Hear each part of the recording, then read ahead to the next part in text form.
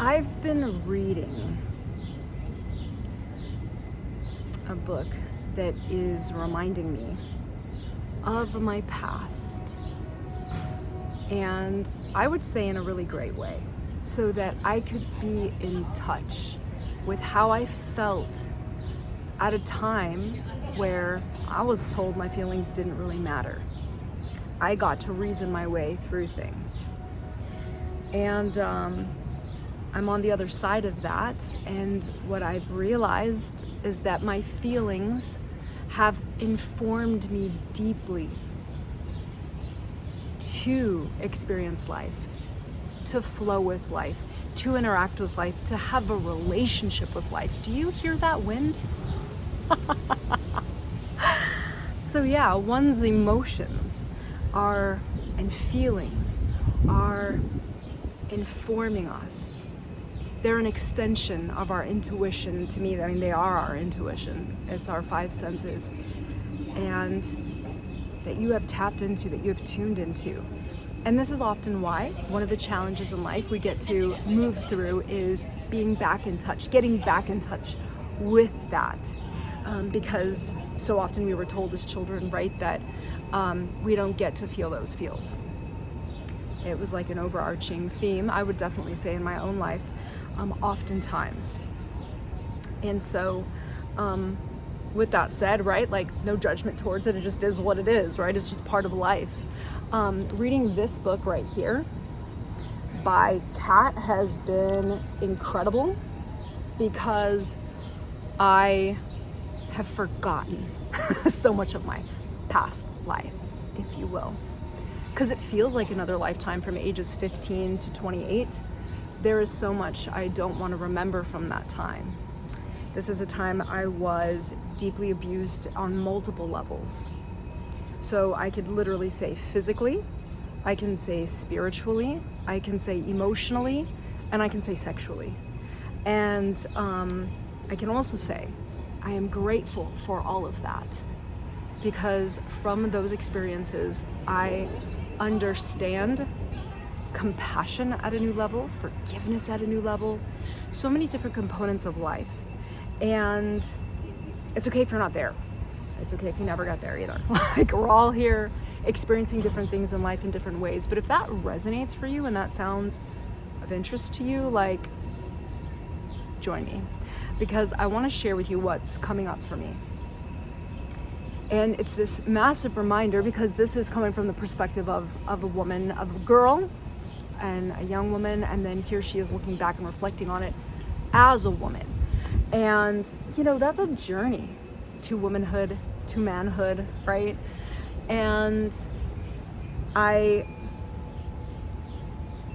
was being reminded of the fact that as a woman, coming from like my experience, sharing from my experience, I saw a lot of other women not really able to express, because the things that they wanted to share were the things they wanted to share about their experiences was almost as if it was their burden to bear, like miscarriages, or like, you know, putting up with their husbands, right? And it's interesting, whatever perspective you come from with this, they couldn't talk, right? Because, oh, that's gossip. And so there's so many reminders to me of why I'm excited to tap back into my past, to remind me how to come to others with the feelings that I had, like touching a touch point, touching back to them, to kind of come back into that space again. Like, what does that feel like, in order so that I can support people who have been there and who would like to move and transmute through their life experiences, as I have done and as others have done, and I would say in ways you are still moving through. So yeah, I'm super grateful to Kat. And like, two things I really want to bring up with this is like, okay, you guys, first of all, go get her book, please. I don't get anything from this. I'm just happy to like connect you to this because it's beautiful.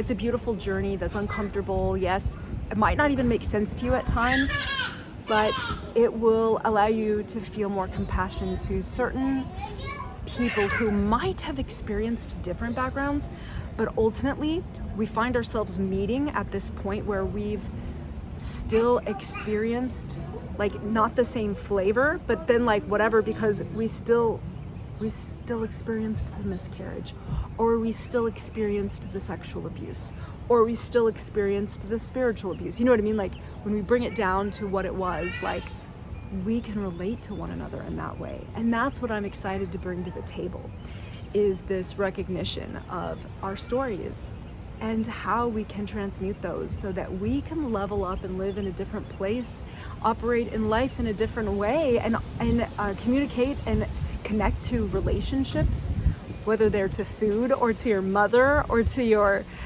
partner, in a brand new way.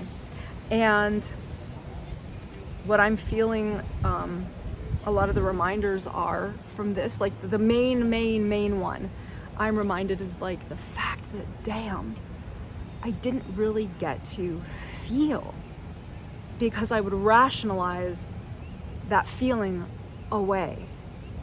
And what really happened was it got depressed because it wasn't expressed. So I didn't understand the things that were building depression as a state of being in the body. Did you hear what I said? So I could just sit with that for a second. And I think oftentimes we still live in a state where we don't actually realize where the depression may still be. Because I had no idea. I was depressing anger.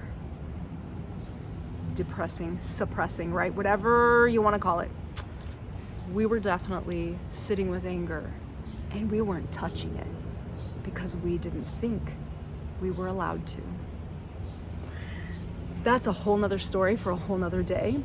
But that journey through that touch point, again, of feeling, like I said, what I've really gleaned from this is dropping back into all those feels, is this really, really important foundational piece to what I want to share with you guys. Is a couple of events coming up in Authentic Lourdes, with me, with our tribe, I say, because these are people I've connected to that I feel deeply ready to like show off to the world their stories, because their stories are so, they're not people who have always written books. Yes, Kat has. And then I've met many others who haven't, but their stories are deeply impactful. And that's the shit I'm excited to bring, because, for example, in Empower Her, one of these events for 2024, May the 4th, we have this scheduled for. And the link will be down below so you can see where all the details are for this. We're going to be actually holding space for women who feel like they're still emotional live wires, whether that's grief, anger, whatever it is. I'm telling you, shame, guilt, fear, whatever it is around sexual trauma, whatever it is around miscarriages and abortion.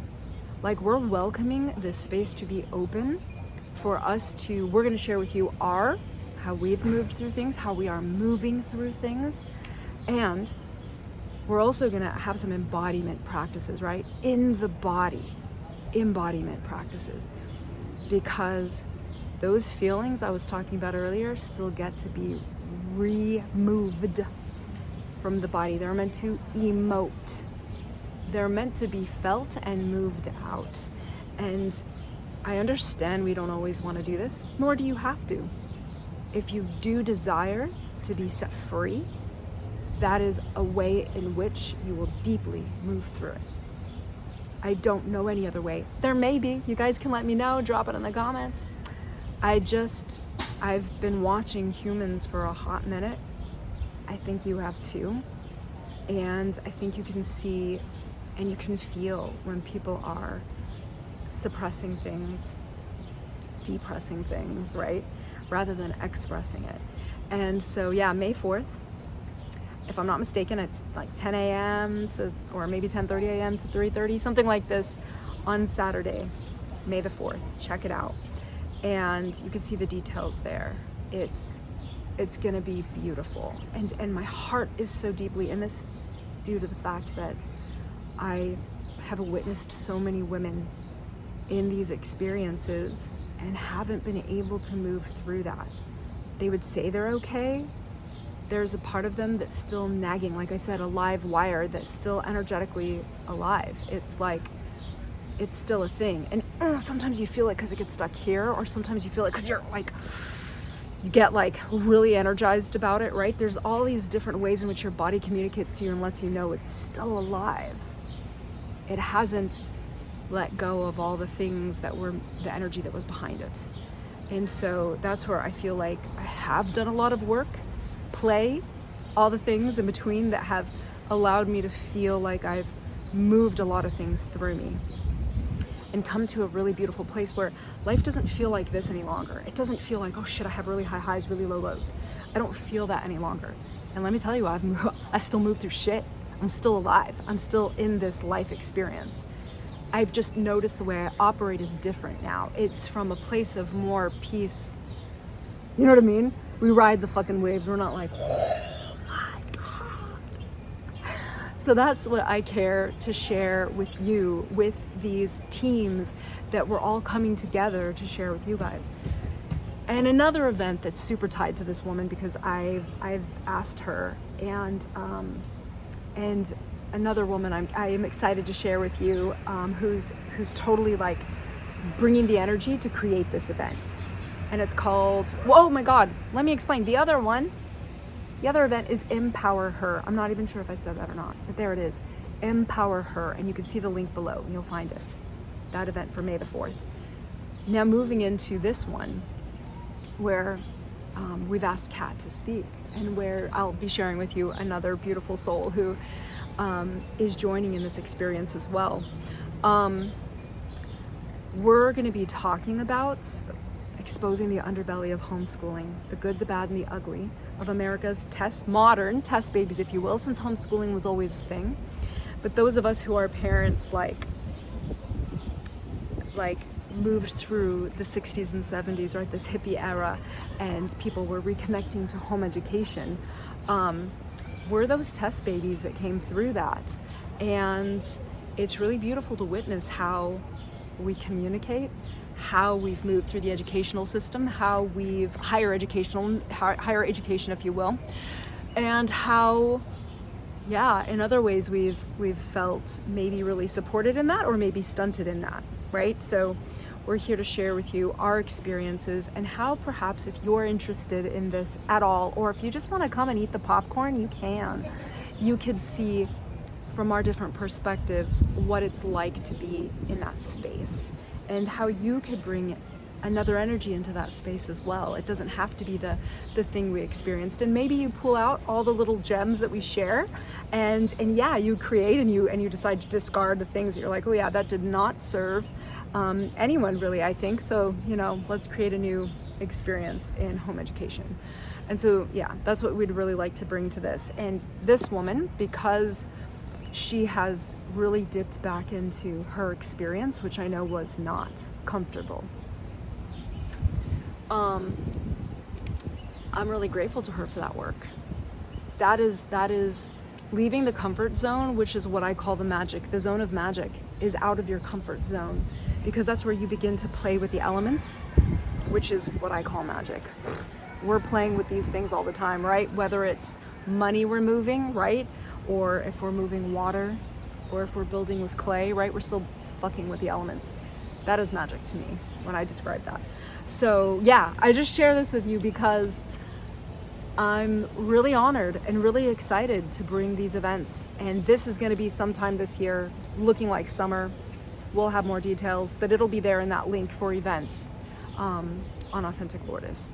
So yeah, and I'll be sharing more. I really feel called to share more and to share a little deeply about my own experiences in these containers, because it's there that we really get to connect to each other. And so if you feel called to join any of these, beautiful.